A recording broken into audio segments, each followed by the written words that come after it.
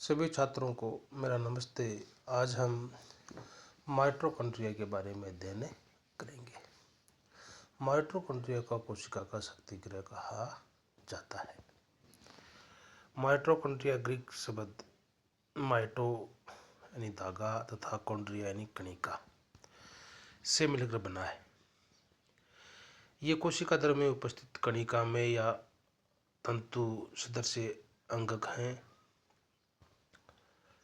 जो खाद्य पदार्थ की स्थितिज ऊर्जा को जैविक कार्य हेतु गतिज ऊर्जा में बदलने वाली जैविक मशीनें हैं। इनमें ऊर्जा उत्पन्न करने के लिए अनेक जैव रासायनिक क्रियाएं लगातार चलती रहती हैं, इसलिए इन्हें कोशिका के पावर हाउस भी कहा जाता है। ये शैवाल कवक से लेकर उच्च पादपों तक उपस्थित रहते हैं। जीवाणु में माइटोकॉन्ड्रिया अनुपस्थित रहता है। संक्षिप्त इतिहास। माइटोकॉन्ड्रिया को सर्वप्रथम फ्लेमिंग ने धागे जैसी संरचना बताया। रिचर्ड आल्टमैन ने 1890 में एक विशिष्ट अभिरंजक द्वारा माइटोकॉन्ड्रिया को अभिरंजित किया। वह इन्हें बायोप्लास्ट का नाम दिया। तत्पश्चात बेंडा ने इन संरचनाओं को माइटोकॉन्ड्रिया नाम दिया। किंग्सबरी ने बताया कि इनका संबंध कोशिकीय श्वसन से है। इन संरचनाओं में श्वसन एंजाइम्स की खोज वारबर्ग द्वारा की गई। बेंसले तथा होर ने यकृत कोशिकाओं से माइटोकॉन्ड्रिया को अलग किया। पौधे में माइटोकॉन्ड्रिया की उपस्थिति पहली बार मेविस द्वारा नीम्फिया की कोशिका में देखी गई। पोर्टर व प्लाडे ने इनका इलेक्ट्रॉन सूक्ष्मदर्शी द्वारा अध्ययन किया। उपस्थिति तथा वितरण। माइटोकॉन्ड्रिया लाल रुधिर कणिकाओं को छोड़कर सभी यूकेरियोटिक कोशिकाओं में पाए जाते हैं। प्रोकैरियोटिक कोशिकाओं में ये अनुपस्थित होते हैं। प्रोकैरियोटिक कोशिकाओं में श्वसन विकर प्लाज्मा कला में पाए जाते हैं। माइटोकॉन्ड्रिया जैविक क्रियाओं में भाग लेने वाले ऊतकों की कोशिकाओं में अधिकांशतः पाए जाते हैं। ये कोशिकाओं द्रव्य में स्वतंत्र विचरण करते हैं। जिन क्षेत्रों में ऊर्जा की आवश्यकता अधिक होती है वहाँ माइटोकॉन्ड्रिया अधिक मात्रा में उपस्थित रहते हैं। संख्या, आकार व आकृति। माइटोकॉन्ड्रिया की संख्या विभिन्न जीवों की कोशिकाओं में अलग अलग होती है। एक ही जीव की कोशिका में इनकी ऊर्जा आवश्यकता के अनुरूप माइटोकॉन्ड्रिया की संख्या भिन्न होती है। मोटे तौर पर एक ही प्रकार की कोशिका में इनकी संख्या समान होती है। कोशिका में माइटोकॉन्ड्रिया की संख्या सैकड़ों से लेकर उपापचय रूप से सक्रिय कोशिका में लाखों या इनसे भी अधिक होती है। माइटोकॉन्ड्रिया का आकार कोशिका की कार्यकारी अवस्था पर निर्भर करता है। इसकी चौड़ाई लगभग 0.5 माइक्रोन, किंतु लंबाई में भिन्नता पाई जाती है। इसकी लंबाई 1.5 से लेकर 10 माइक्रोन तक हो सकती है। सबसे छोटा माइटोकॉन्ड्रिया ईस्ट कोशिका में पाया जाता है। इनकी माप 1 मिली माइक्रोन या इससे भी कम तथा सबसे बड़ा माइटोकॉन्ड्रिया 400 माइक्रोन यानी 40 माइक्रोन लंबा देखा गया। माइटोकॉन्ड्रिया का आकार बेलनाकार, road shaped, filamentous, round, granular प्रकार के हो सकते हैं। कार्य करने के दौरान ये दूसरे रूप जैसे क्लब शेप्ड या वेसिकुलर भी ग्रहण कर सकते हैं। Ultra structure of mitochondria. Electron सूक्ष्मदर्शी में दोहरी भित्ति वाली माइटोकॉन्ड्रिया की संरचना इस प्रकार दिखाई देती है कि इसमें चारों ओर एक बाह्य तथा आंतरिक आवरण होता है। इन आवरणों के भीतर दो चेंबर्स पाए जाते हैं। Mitochondrial membrane. माइटोकॉन्ड्रिया त्रिस्तरीय दो कलाओं द्वारा आवृत और प्रत्येक झिल्ली 60 से 70 एंगस्ट्रॉम मोटी होती है। बाह्य माइटोकॉन्ड्रियल कला या आउटर माइटोकॉन्ड्रियल मेम्ब्रेन ये अबंधित 60 से 70 एंगस्ट्रॉम चिकनी तथा माइटोकॉन्ड्रिया की बाहरी सीमा को इसके अवयवों को साइटोसिल तथा कोशिका रस से पृथक करती है।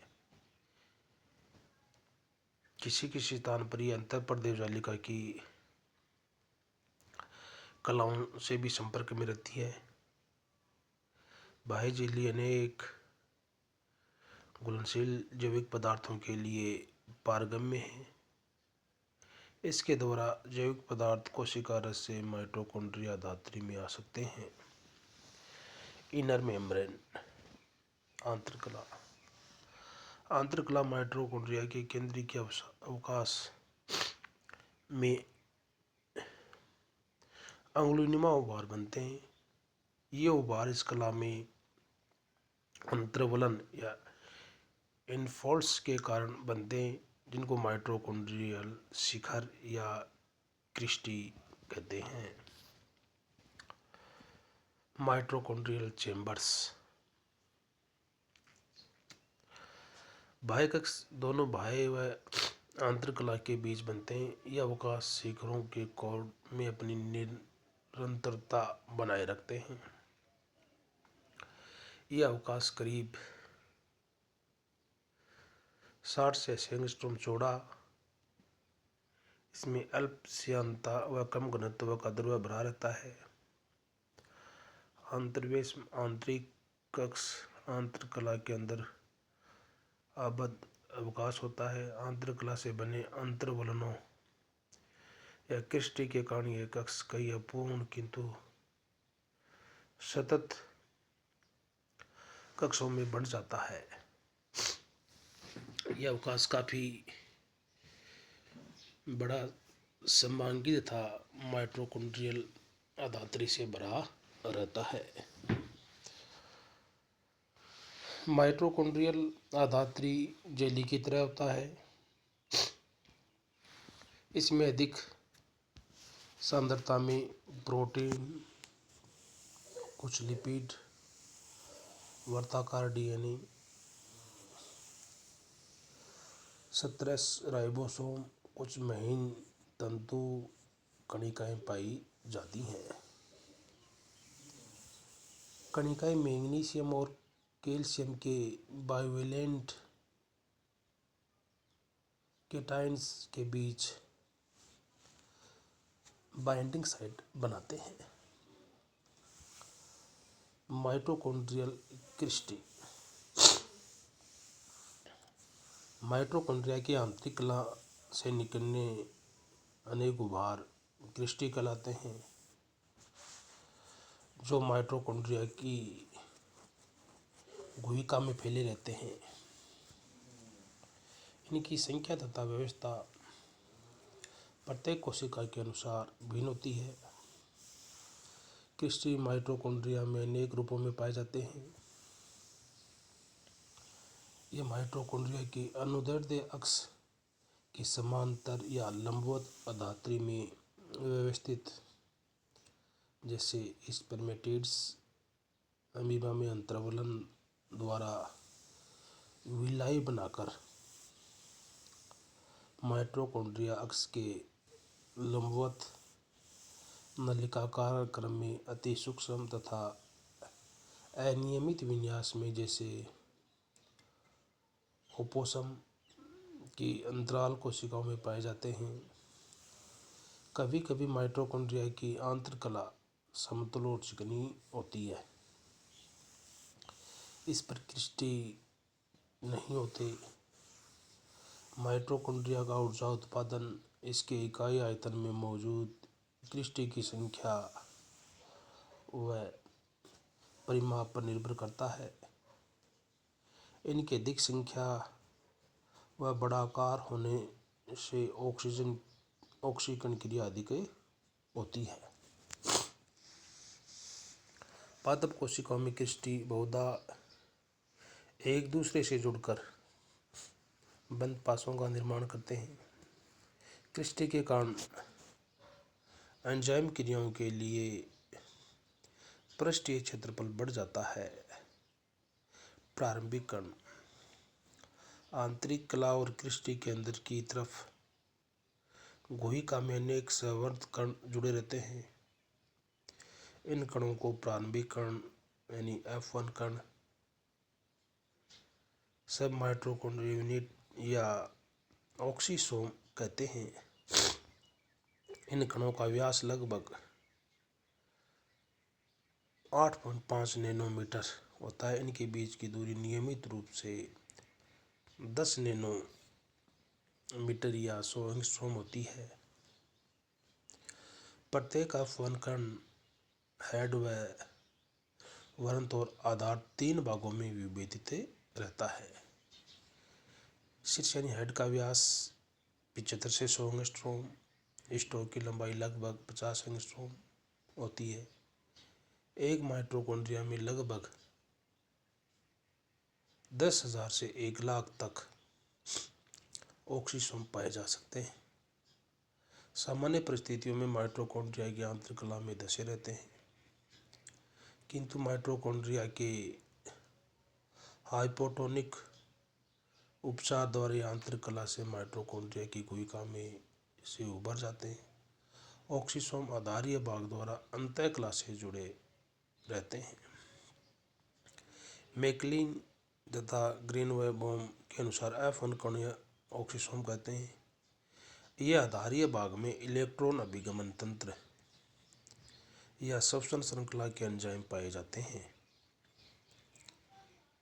इनकी शीर्ष में एटीपी संश्लेषण में काम आने वाला एंजाइम एटीपी सिंथेटेज और युग्मीकरण कारक मिलता है। एटीपी सिंथेटेज भोजन के ऑक्सीकरण और फास्फोलीकरण में भाग लेता है। बाह्य कला फोल्डिंग बैग जैसी दिखाई देती है। माइटोकॉन्ड्रिया का इलेक्ट्रॉन अभिगमन तंत्र ETS या श्वसन श्रृंखला में 4 प्रोटीन कॉम्प्लेक्स क्रमबद्ध श्रृंखला के रूप में कार्य करते हैं। ये गतिशील इलेक्ट्रॉन वाहकों को कोएंजाइम Q या यूबिक्विनोन UC, साइटोक्रोम C और लिपोप्रोटीन से बने होते हैं। तो यहाँ पर हमने माइटोकॉन्ड्रिया की संरचना तथा यानी अल्ट्रा स्ट्रक्चर तथा माइटोकॉन्ड्रिया की खोज, किस प्रकार से आवृत रहता है तथा इनकी संख्या के बारे में हमने चर्चा की। ओके।